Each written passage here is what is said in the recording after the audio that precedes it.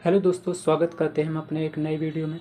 तो दोस्तों, आज हम कराएंगे कुछ इम्पोर्टेंट जीके स्टैटिक जीके के बारे में बताएंगे जो अपने यूपी पुलिस के लिए जो री एग्ज़ाम होने वाला है अभी अगस्त में, तो उसके लिए काफ़ी इम्पोर्टेंट होगा दोस्तों।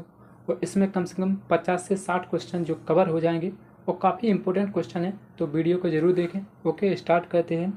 हमारा पहला क्वेश्चन आता है कि भीमबेटका भारत के किस राज्य में स्थित है। अगर हम बात करें भीमबेटका की किस राज्य में स्थित है, तो इसका राइट आंसर क्या है? मध्य प्रदेश। ठीक है, राइट आंसर क्या है? मध्य प्रदेश में है। और यह क्या है? भीमबेटका की शिलाश्रय हैं जो पत्थरों पर बनी है। अगर हम बात करें भीमबेटका के बारे में बात करें दोस्तों, तो यहाँ पर भीमबेटका देखो भोपाल के समीप रायसेन जिले में आती हैं। इसकी खोज की बात करें 1957 में विष्णु श्रीधर बाकड़ के द्वारा की गई थी। काफ़ी द्वारा पूछा जाता है यह क्वेश्चन, काफ़ी एसएससी सीजीएल एसएससी जीडी में काफ़ी पूछा जाता है कि जो भीमबेटका की खोज की थी वो किसने की थी। तो विष्णु श्रीधर बाकड़कर के द्वारा की गई थी। यहाँ पर लाल कलर के शिकार करने वाले शैल चित्र पाए जाते हैं। ठीक है, आपसे पूछ सकता है कलर के किस प्रकार के हैं, तो लाल कलर के शिकार करने वाले शैल चित्र हैं। अगर हम बात करें यहाँ पर, तो यह प्रागैतिहासिक शैल आश्रयों के लिए जाना जाता है। यह क्वेश्चन पूछा गया है कि जो भीमबेटका की जो शैल हैं वो किस काल की हैं, तो प्रागैतिहासिक काल की हैं। और यहाँ पर अगर हम बात करें तो 700 प्लस शैलाश्रय पाए जाते हैं। हर क्वेश्चन दोस्तों देखना, क्योंकि भीमबेटका से काफ़ी क्वेश्चन पूछे जाते हैं। और जितने भी मैंने जो स्लाइड हैं जी, जो इतने भी मैंने पॉइंट जो बनाए हैं, ये सारे इंपॉर्टेंट, तो आप इनको देखना। उसके बाद हम बात करें इसको 2003 में यूनेस्को की विश्व धरोहर सूची में भी शामिल किया गया था। ठीक है, कब किया गया? तो 2003 में। अगला क्वेश्चन अपना, मगध प्रशासन करने वाला पहला वंश कौन सा था। अगर हम बात करें मगध पर प्रशासन करने वाला पहला राज्य जो वंश था वो कौन सा था, तो इसका राइट आंसर क्या है? हर्यक वंश। हर्यक वंश की बात करें तो जो 544 से लेकर 412 ईस्वी तक, उसके बाद आया था शिशुनाग वंश जो 412 से 344 ईसा पूर्व तक रहा। उसके बाद नंद वंश आया 344 से 324 तक। उसके बाद मौर्य वंश आया था जो 323 से लेकर 185 ईसा पूर्व तक चला था। अच्छा, आपसे पूछ लिया जाता है, क्योंकि ऐसे क्वेश्चन बनते हैं अक्सर, जो अब ऐसे क्वेश्चन बनने लगे हैं कि हर्यक वंश कब से कब तक चला था, तो दोस्तों ने याद कर लेना 544 से 412 हर्यक वंश है। उसके बाद 412 से 344 शिशुनाग और 344 से 324 तक क्या है? नंद वंश। मौर्य वंश की बात करें तो क्या है? 323 से 185। ठीक है, अगर हम इस कुछ पॉइंट और हैं, अगर हम बात करें इसमें देखो मगध का जो वर्णन मिलता है किस वेद में मिलता है, तो अर्थव्य वेद में इसका वर्णन मिलता है। मौर्य वंश के बाद कौन सा वंश आया था? शुंग वंश। सबसे ज़्यादा पूछे जाने वाला क्वेश्चन कि मौर्य वंश के बाद कौन सा वंश था, तो मौर्य वंश के बाद जो आया था वो कौन था? शुंग वंश आया था। इसका जो काल है वो कब से? 185 से लेकर 75 ईसा पूर्व तक था। अगला क्वेश्चन अपना, सिखों के प्रथम गुरु गुरु नानक देव किसके समकालीन थे। अगर हम बात करें गुरु नानक देव की कि किस मुगल शासक के समकालीन थे, तो राइट आंसर क्या है? बाबर के समकालीन थे। गुरु नानक देव ने संगत पंगत इनकी लंगर व्यवस्था भी स्टार्ट की थी, और इनकी एक पुस्तक है जिसका नाम क्या है? जापू जी है। अगला क्वेश्चन अपना, चेचक की बीमारी के कारण किस सिख गुरु की मृत्यु हो गई थी। तो अगर हम बात करें चेचक की मृत्यु के चेचक की जो बीमारी है, तो किस गुरु की मृत्यु हो गई थी, तो इसका राइट आंसर क्या है? गुरु हरकिशन। गुरु हरकिशन कौन से हैं? 8वें नंबर के गुरु हैं, और इनकी चेचक की बीमारी के कारण की मृत्यु हो गई थी। पूछा गया क्वेश्चन है। अगला क्वेश्चन अपना पांचवा है कि चमकौर का युद्ध कब हुआ था, तो इसका राइट आंसर क्या है? 1704 में। चमकौर के युद्ध की अगर हम बात करें दोस्तों, तो गुरु गोविंद सिंह हैं जो 10वें गुरु थे, तो उनके 4 पुत्र थे। ठीक है, गुरु गोविंद सिंह के कितने? 4 पुत्र थे। कौन कौन से? अजीत सिंह, जुझार सिंह, जोरावर और फतेह सिंह।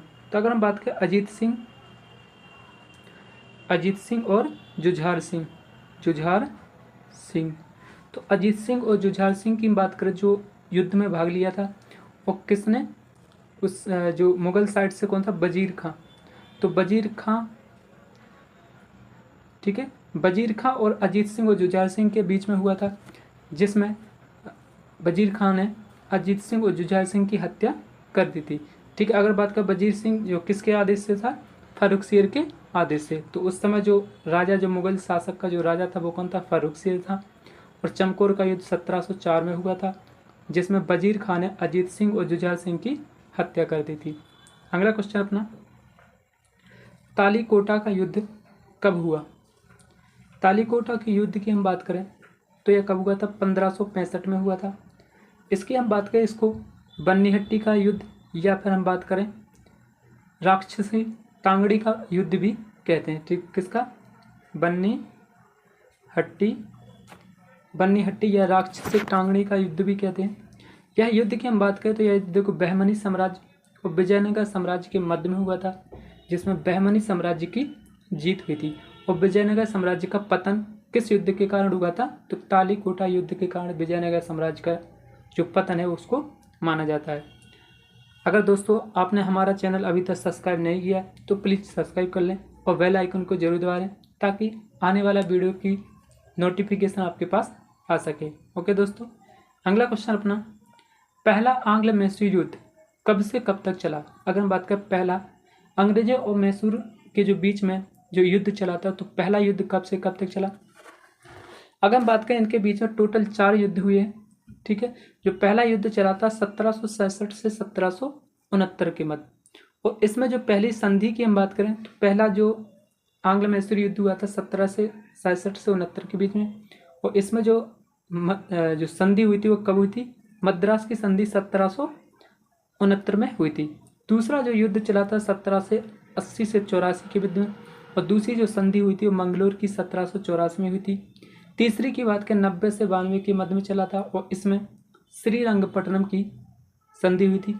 उसके बाद चौथा युद्ध 1799 में चला था, जिसमें टीपू सुल्तान की मृत्यु हो गई थी।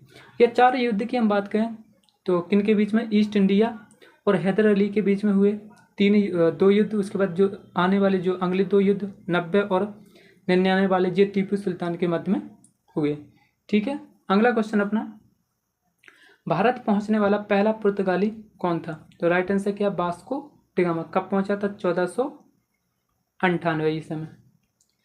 अगला क्वेश्चन अपना, पुर्तगालियों ने यूसुफ आदिल शाह से गोवा को कब छीन लिया। तो देखो, अगर बात करें यूसुफ आदिल शाह जो बीजापुर का शासक था, कहाँ का था, बीजापुर का। तो बीजापुर के जो शासक था यूसुफ आदिल शाह से गोवा को कब छीन लिया था, 1510 में। अगला क्वेश्चन अपना, औरंगजेब की मृत्यु के समय मराठा साम्राज्य किसकी अगुवाई में था। यानी कि जब औरंगजेब की मृत्यु हुई थी, औरंगजेब की मृत्यु की बात कब हुई थी, 1707 में। 1707 में औरंगजेब की मृत्यु हुई थी। उस समय जो मराठा साम्राज्य की जो अगुवाई जिसके अधीन था वो कौन था, ताराबाई थी। तो ताराबाई के अधीन था। उसके बाद हम बात करते हैं 1707 में उत्तराधिकारी का युद्ध भी हुआ था, और बालाजी विश्वनाथ पहले पेशवा है। या क्वेश्चन पूछा जाता है कि पहला पेशवा कौन है, तो बालाजी विश्वनाथ है।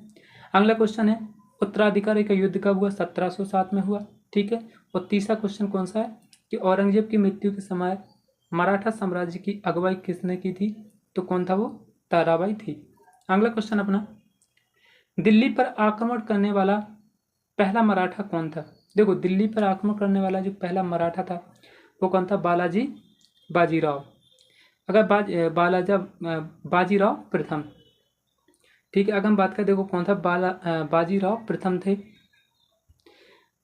बाजीराव प्रथम की बात करें तो इनका जो कार्यकाल रहा वो 1720 से लेकर 1740 तक रहा।